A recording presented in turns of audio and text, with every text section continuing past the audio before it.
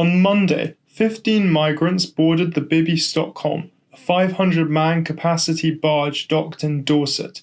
This is part of an ongoing initiative to cut the roughly £6 million a day spent on hotel accommodation for asylum seekers. But will it work?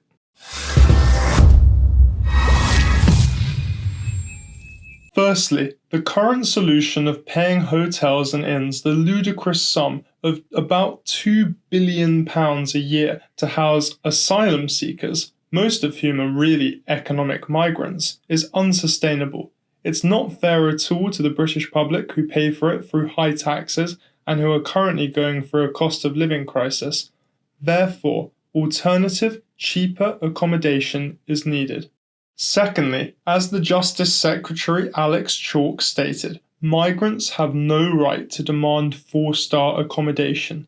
The Bibi Stockholm is simple but perfectly adequate and is far from being a jail, like some ludicrously claim.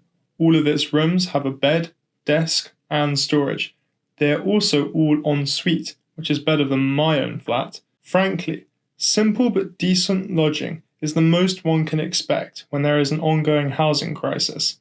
The ones complaining about it anyway, the most, are the left-wing law firms and pro-illegal immigration organisations like Care for Calais, who have a vested interest in A, prolonging the migrant crisis, and B, making the government spend as much as possible on that sector. Some have complained about fire safety, but the vessel has been lived in before, albeit by less people, and there are free exits that lead right onto the quay. The Bibi Stockholm is a promising start. However, it can only take a maximum of 500 migrants, and there are over 50,000 migrants in hotels. Other sites like the ex-military bases of Scampton and Wethersfield will only house about 3,000 migrants. Clearly, these sites won't be anywhere near enough. So what's to be done? For starters, the asylum backlog should be cleared so that migrants are either deported or set to work.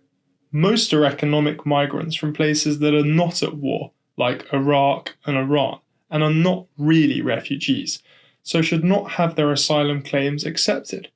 At the same time, the new Illegal Migration Act should actually be enforced, and the migrants who enter the UK illegally be detained in secure sites, such as Ascension Island or even the Isle of Wight, and then deported.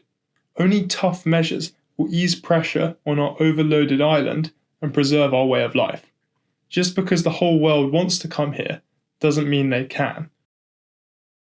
Please subscribe and like if you appreciated my musings, and have a good one.